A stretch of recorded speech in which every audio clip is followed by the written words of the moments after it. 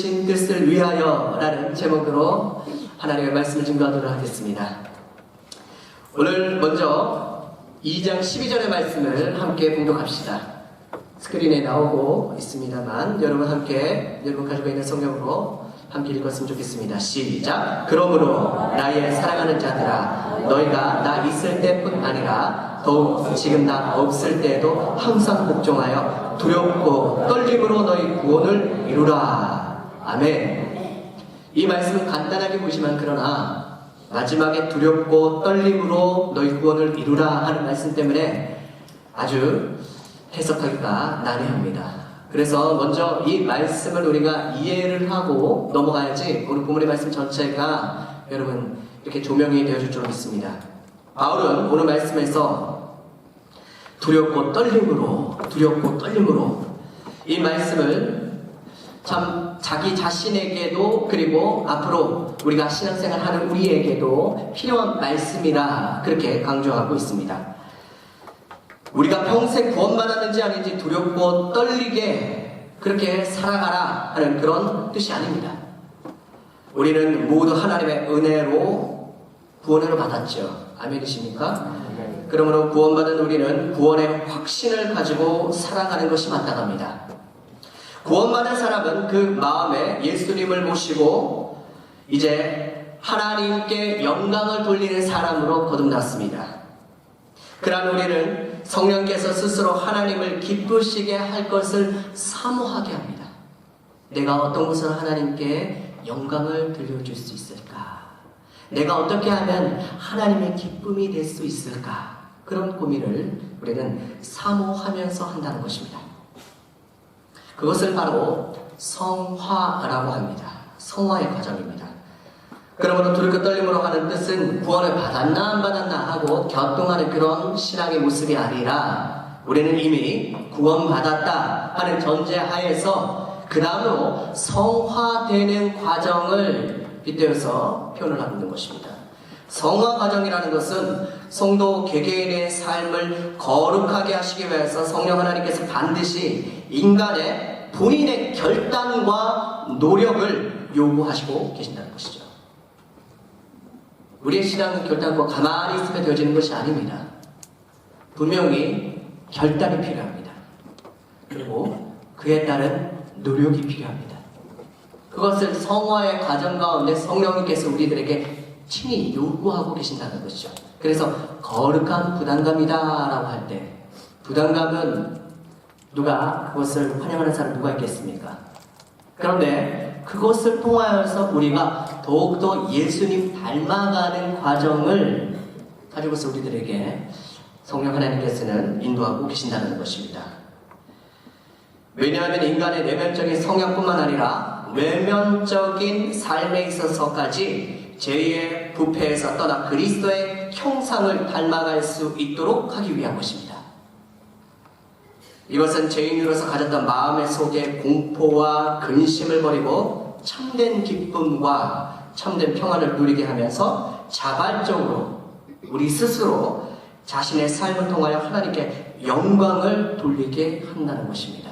누구의 손을 빌려서 우리가 영광을 돌리는 것이 아니라 자발적으로 내가 하나님의 자녀가 되었으니 그러면 나는 하나님께 기쁨을 드려야지, 보답을 해야지 하는 그러한 이유로서 성화를 우리는 해석해야 됩니다. 그러므로 두렵고 떨림으로 구원을 이루라 하는 말씀은 이미 믿음으로 의롭다함을 받은 성도들에게 있어서 천국 구원은 우리가 확실하게 보장되어 있습니다. 요한복음 5장 24절에 있는 것처럼 나중에 한번 찾아보시기 바랍니다. 성화의 노력을 게을리할 때 하나님께서는 책망하실 수도 있습니다. 때문에 두렵고 떨리는 심정으로 성화를 이루기 위해서는 우리는 부단히 성령 안에서 노력을 해야 된다는 것이죠. 따라서 하나님의 값없는 은혜로 천국 구원의 확장을 받은 성도로서 마땅히 그 은혜에 우리는 보답해야 된다는 것이죠. 그 보답은 성화의 삶으로 하나님께 영광을 돌려야 할 우리의 사명 가운데 있다는 것입니다. 그러니까 우리가 교회 와서 회개 기도하지 않습니까? 회개 기도의 중심은요, 내가 이 죄로 인해서 내가 지옥에 떨어질까봐 두려워서 하는 기도가 아닙니다. 그것이 아니라 우리는 이미 하나님의 은혜로, 값없는 은혜로 구원을 얻었습니다. 그 전자에서 내가 그 성화의 과정에서 만약에 죄로 인해서, 문제로 인해서 뒤떨어졌다면 다시 주여, 주님께서 기뻐하시는 자리로 돌아가게 하여 주시옵소서. 그 기도가 바로 회개 기도의 핵심입니다. 여러분이 회개 기도할 때 내가 지옥에 떨어질까 봐서 여러분 무서워하는 마음으로 기도해서는 안 됩니다. 오히려 하나님께서 더 소원히 하실 것입니다. 우리는 이미 구원받은 자들입니다. 그 구원받은 우리의 이 자리에서 성화됩시다. 아멘. 그것이 바로 12절 말씀의 내용입니다. 자, 13절 말씀 우리 다 함께 읽어봅시다. 시작. 너희 안에서 행하시는 이는 하나님이시니 자기의 기쁘신 뜻을 위하여 너희로 소원을 두고 행하게 하시나니. 소원을 두고 행한다 라고 했습니다. 성도가 성령의 감동하심에 따라 하나님의 기쁘신 뜻을 마음에 두고 행한다 라는 것이죠. 우리는 무엇보다도 하나님을 향한 소원을 가져야 됩니다. 이 소원에 대해서 시편에서 세 가지 구절을 잠깐 읽어드리겠습니다. 시편의 17절 말씀. 여호와여, 주는 겸손한 자의 소원을 들으셨으니 저희 마음을 예비하시며 귀를 기울여 들으시고, 그 다음에 시편에 또 이 시편 4절 말씀에는 내 마음의 소원대로 허락하시고 내 모든 도모를 이루시기를 원하노라. 시편 103편 5절. 좋은 것으로 내 소원을 만족해 하사 내 청천으로 독수리같이 새롭게 하시는도다. 아멘. 하나님께서는 겸손한 자의 소원을 들으십니다. 우리의 소원 가운데 겸손을 겸비했을 때 그 소원은 이루어진다는 것입니다. 그래서 교회 안에 겸손한 자가 많아지면 더욱 멋진 교회가 될 줄 믿습니다. 그 소원은 우리 모두가 독수리와 같이 힘있게 아름답게 하시어 삶을 새롭게 하신다. 그렇게 시편에서는 이야기를 하고 있죠. 뉴욕에 어떤 대학생인데 마약에 찌들고 알코올 중독자가 있었습니다. 이 사람이 길을 가다가 어떤 사람에게 전도가 되어서 그 전도로 인하여 인생이 바뀌었다 하는 아주 유명한 이야기가 있습니다. 그 이야기에 대해서 제가 잠깐 영상을 준비했어요. 여러분이 한번 영상을 보시면서 다음으로 이어가갔으면 좋겠습니다. 그들의 마른 불같이 지는 나의 영혼 주님의 허락한 성령 간절히 기다리네. 가물어 내 마음 따라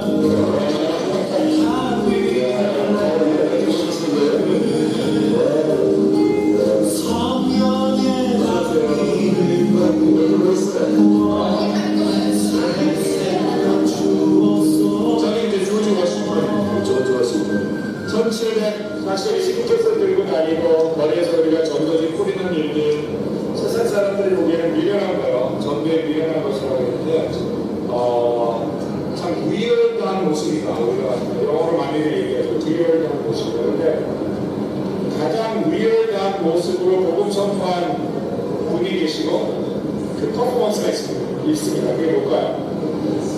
예? 무슨 퍼포먼스인가요? 좀 다 보여드리겠습니다. 정말 이 세상에서 가장 위험한 퍼포먼스로 복음을 전하십니다. 그 다음에 요한복음 4장 31절에 씨를 뿌리는 자나 거두는 자나 동일하게 즐거운 잔치에 참여하겠다 말씀하셨습니다. 그러니까 뿌리는 건 기본입니다. 그리고 하나님이 물릴 자 보내시고, 그죠? 하나님이 거둘 자리를 보내십니다. 그것이 하나님 전략인데, 그 버지니아에 가시면은 맥리 바이블 처치가 있어요. 주이시 목사님이요. 대사님이시고 이름이 런솔로몬 목사님. 대학생 때 마약 중독, 도박 중독에 빠지셨어요. 그런데 어느 날 길거리 지나가다가 저 같은 길거리 전도자가 전해준 전도 현장을 받아들이고 스스로 예수님을 영접하고 나중에 신학교까지 가고 교회 개척했는데 사람들이 구름대처럼 모여들어서 지금 주일 출석이 10,000명이 됐어요. 그러니까 도박 전도자가 무심코 전해준 전도 현장이 그런 그런 결과를 일으켰는데 그 전도자에게는 그 결과가 눈으로 보이지 않았어요. 교회 안에 이 결과주의가 있습니다. 그걸 다 버리지 않냐, 눈앞에서 확인되어지지 않지 않냐, 양육은 어떻게 할 것이냐, 결과주의 이거 좀 생각을 해볼 문제입니다. 실제로 그 놀라운 예가 스데반의 경우입니다. 스데반. 복음 전하고 돌받아 죽었습니다.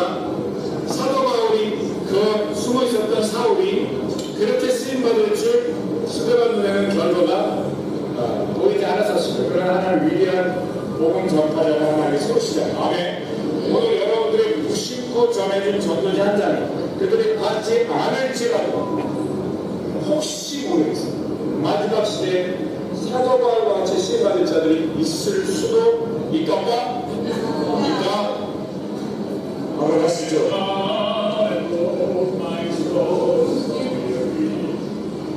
When troubles come and my heart burdened me, then I am still and wait here in the silence until you come and sit a while with me. You raise me up so I can stand the mountains. You raise me up to walk on stormy seas. I am strong when I am on your shoulders. You raise me up to more than I can be.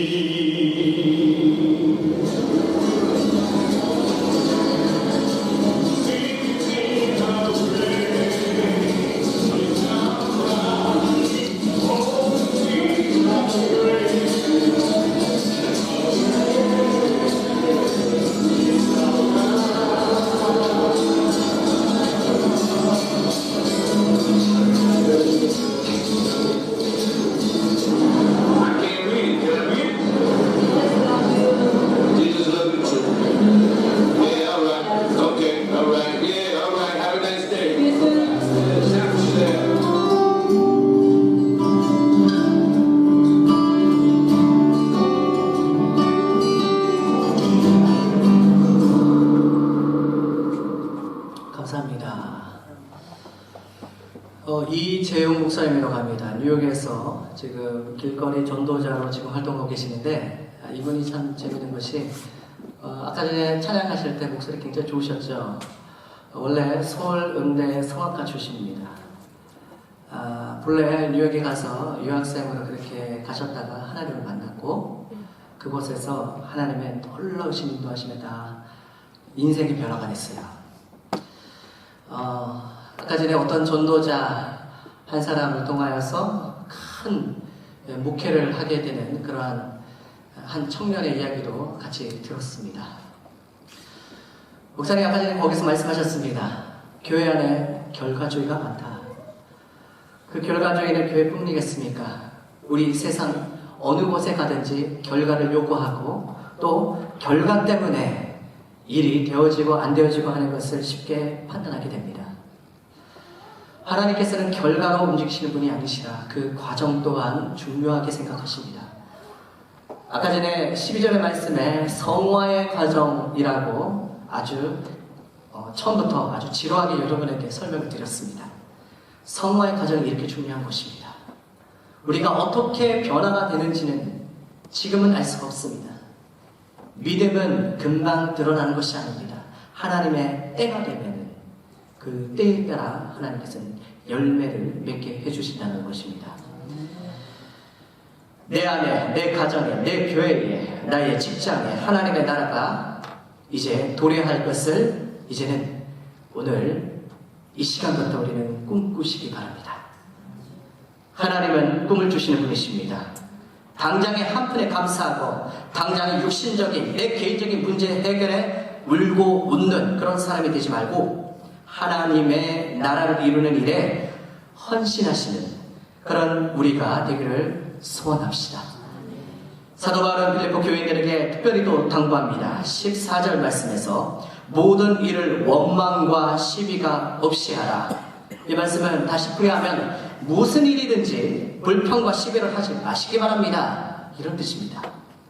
빌립보 교회에 불평과 시비가 생긴 것 같습니다. 빌립보 사람들은 처음에 하나님 앞에서 기쁨으로 봉사했으나 자신도 모르게 육신의 생각에 빠졌던 것입니다. 내 뜻대로 내가 원하는 대로 되지 않았기 때문에 불평과 불만이 일어났습니다. 과거 이스라엘 백성들도 그리했습니다. 언제나 원망과 불평을 했습니다. 그들은 애굽에 있을 때는 애굽에 있다고 불평했습니다. 애굽에서 나왔을 때는 애굽에서 나왔다고도 불평을 했습니다. 마실 물이 없다고 불평했습니다. 고기가 없다고 불평했습니다. 원망과 불평이 그들의 입에서 떠나지 아니했기 때문에 결국 그들은 하나님의 기쁘심을 얻지 못했지요. 40년 동안 광야에서 방황하며 죽도록 고생하다가 결국 약속의 땅에 들어가지 못했다 하는 것이 출애굽에서의 교훈입니다. 왜 기쁨이 없습니까? 모든 원인은 하나님께서 우리와 함께 하신다는 것을 여러분 믿지 못하기 때문입니다. 어떤 상황 가운데 있어서도 하나님이 우리와 함께 하신다 라는 것을 진심으로 믿는다면 환경으로 인해서 내 마음이 불안해 떨거나 어렵지는 않을 것입니다. 왜? 하나님께서 우리와 함께 하시기 때문에. 우리의 믿음의 기본 중의 기본입니다. 하나님이 우리와 함께 하신다. 그렇습니다. 이 기본 위에 우리의 신앙생활은 토대가 되어서 우리는 성화의 과정 가운데 들어가고 있는 것이죠.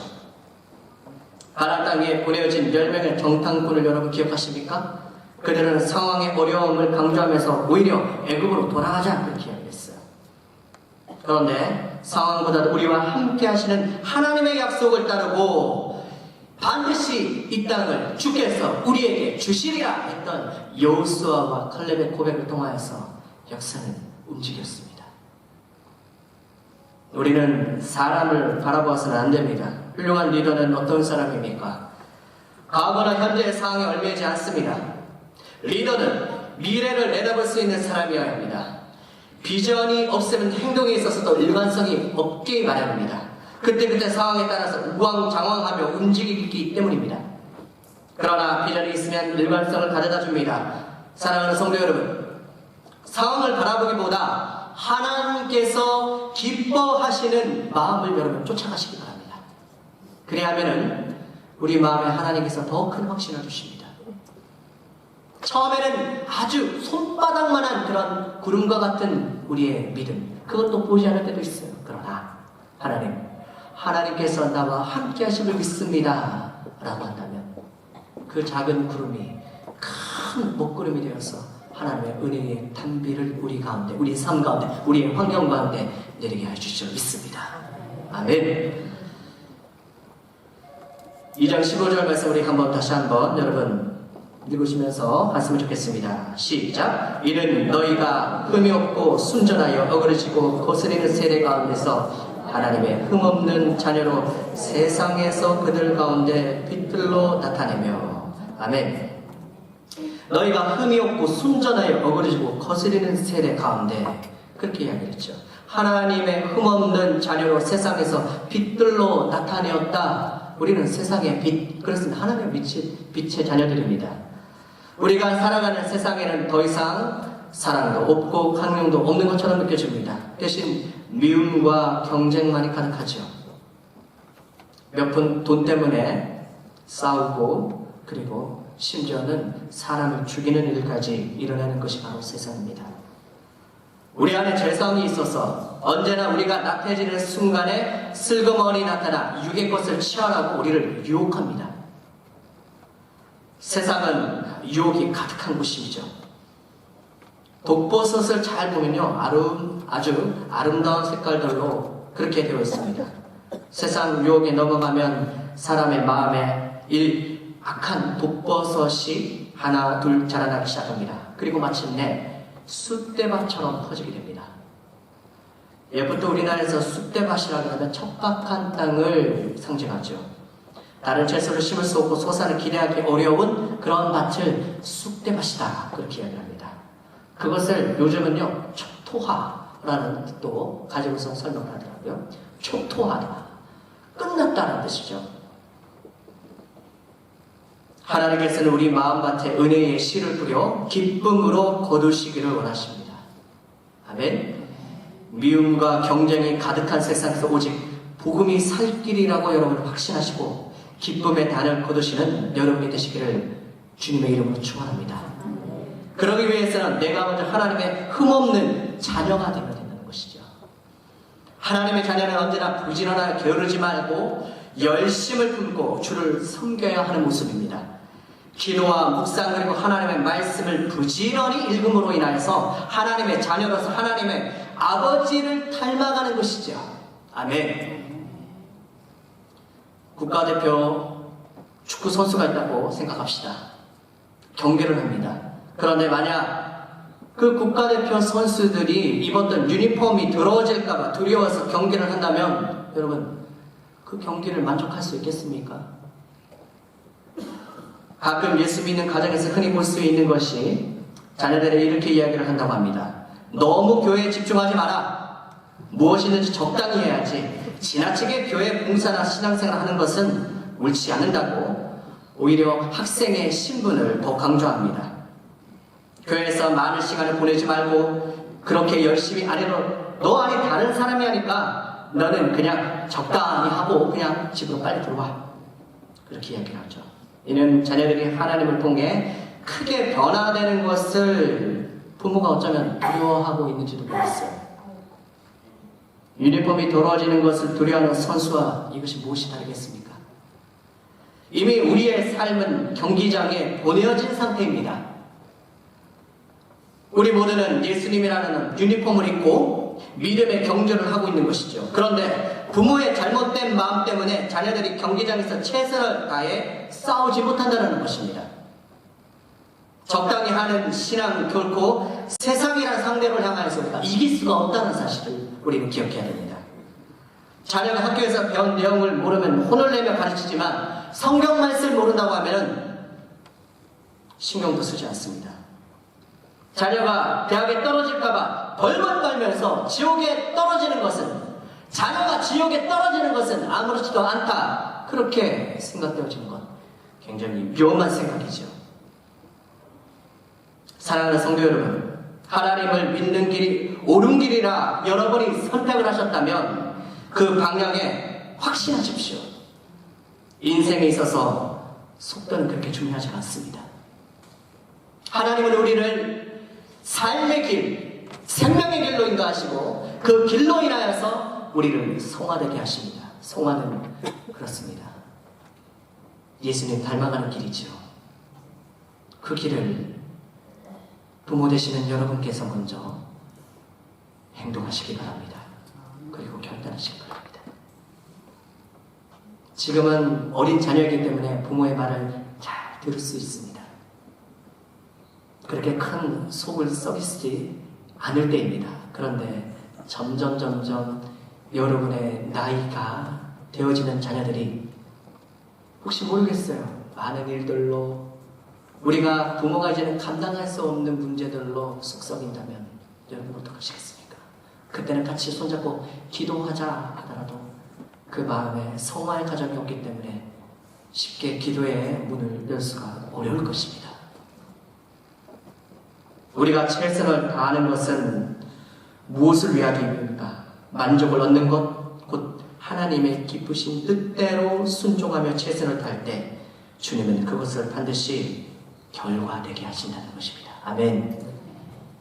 그 결과는 나의 개인의 기쁨에서 끝나지 아니하고 마치 국가대표가 골을 넣고 좋은 성적을 거두면 온 나라가 기뻐하고 즐거워하듯이 그의 나라가 더욱더 기뻐하게 될 줄로 믿습니다. 사실 나라는 존재는 별로 대단하지 않지만 주님은 너희는 세상에서 빛이라 그렇게 선포해 주셨습니다. 왜 그렇습니까? 예수 그리스도의 빛이 우리에게 비춰질 때 우리도 아름다운 빛을 발하기 때문입니다. 그렇습니다. 우리의 빛은 예수님부터 비롯되었습니다. 하나님이 나를 들어 필요한 것에 쓰신다면 하나님의 능력으로 나는 아름답고 귀한 존재가 된다. 그것이 바로 진리입니다. 빌립보서 2장 16절 말씀, 생명의 말씀을 밝혀 나의 바른길도 헛되지 아니하고 수고도 헛되지 아니하므로 그리스도의 날에 나로 자랑할 것이 있게 하려 함이라. 아멘. 그러므로 우리는 오늘 말씀을 통하여서 세 가지를 밝혀야 됩니다. 첫 번째, 하나님이 진정한 온 세상의 주인이 되시는 것을 만민에게 알리는 것입니다. 두 번째, 예수님이 하나님의 아들이 되사 우리를 구원하신 하나님의 사랑을 세상 만민에게 전파하는 것입니다. 세 번째, 내가 지금까지 믿어온 이 모든 것들이 참 진리임을 나의 삶으로 이제 확증하는 것. 이 세 가지를 여러분 꼭 잊지 마시고 하나님 앞에 우리가 예배 드렸으면 좋겠습니다. 지난날에 많은 의혹과 불신이 가득했지만 생명의 말씀을 통해 나의 믿음이 헛되지 않았구나 하는 것을 오늘 깨닫는 은혜가 여러분 가운데 있기를 원합니다. 아멘. 믿음은 결과주의로 생각해서는 안 됩니다. 이랬다 저랬다 하는 신앙은 성장하지 않습니다. 사람에게도 하나님께 어떻게 우리가 인정받을 수 있겠습니까? 나를 부르시는 그 사명도 하나님께서 함께 사역하시기 때문에 여러분 두려워하지 않기 원합니다. 내게 맡겨진 일에 두려워하지 마시고 선한 마음으로 주께 감사하시는 우리 모두가 되었으면 좋겠습니다. 빌립보서 1장 6절 말씀 함께 읽어볼까요? 시작. 너희 속에 착한 일을 시작하시니까 그리스도 예수의 날까지 이루실 줄을 우리가 확신하노라. 바울은 우리 본문에서 그리스도의 날, 곧 주의 날입니다. 그렇게 표현하고 있습니다. 주님을 얼굴로 배우는 날이다. 그때 우리는 부끄러움이 없어야 됩니다. 지혜로운 자의 삶은 모든 방향이 주님의 날에 포커스가 막혀져 있습니다. 주의 날에 자랑할 것이 있게 하려 함이라 했던 바울의 고백이 오늘 우리의 고백이 되었으면 좋겠습니다. 우리가 무엇을 하든지 어떤 일을 하든지 주의 날에 포커스를 맞추어서 이제 전진해 나갔으면 좋겠습니다. 주의 날에 자랑할 것을 위하여서 바울은 자신만을 위하여서 살지 않았습니다. 이 땅에 묵고 사는 일에 집착하지 않았습니다. 하나님 나라와 의를 구하며 복음 전하는 일에 그의 생명을 걸었던 것입니다. 바로 이러한 삶이 기쁨이 있다. 바울은 그렇게 마지막으로 고백합니다. 18절 말씀 한번 다 함께 읽겠습니다. 17절 말씀, 18절 말씀 시작. 만일 너희 믿음의 재물과 봉사 위에 내가 나를 반주로 드릴지라도 나는 기뻐하고 너희 무리와 함께 기뻐하리니 18절 이와 같이 너희도 기뻐하고 나와 함께 기뻐하라. 바울은 죽어가는 영혼들이 참 생명을 얻는 것에 기뻐했다라고 기록되어 있습니다. 하나님의 나라가 점점 커지는 것에 기뻐했던 것입니다. 그래서 바울은 자신의 생명을 전제처럼 예물처럼 그렇게 드려진다 할지라도 나는 기뻐하리라.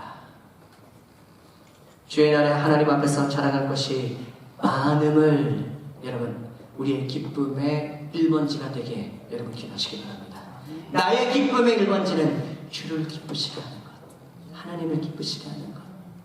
지금은 조금 힘들어도 어려워도, 지금은 낭망이 되고, 지금은 내가 소망이 보이지 않는다 할지라도, 그러나 주 안에서 기뻐하리, 주 안에서 기뻐하리. 이 기쁨이 우리의 소망으로 이제는 하나님께서 역사하실 줄 믿습니다. 마지막으로 시편 4편 7절 말씀을 다 함께 읽고 마치겠습니다.